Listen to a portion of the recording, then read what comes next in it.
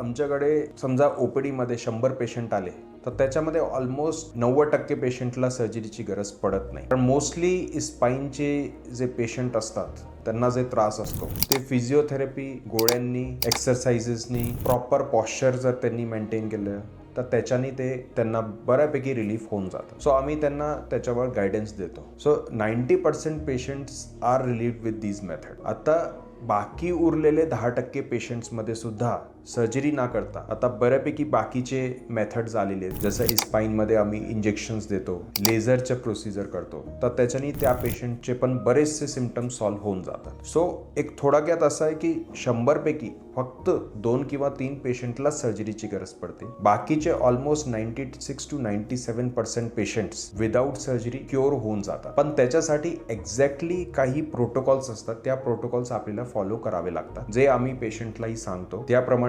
Physiotherapy, exercises, गोळ्यांच्या आणि main असतो की काही डूज अँड डोंट्स जे आम्ही प्रत्येक पेशंटला सांगतो. तसं जर त्यांनी फॉलो केले तर त्यांचे ऑलमोस्ट 90 to 95% सिम्पटम्स रिलीफ होऊन जातात. धन्यवाद.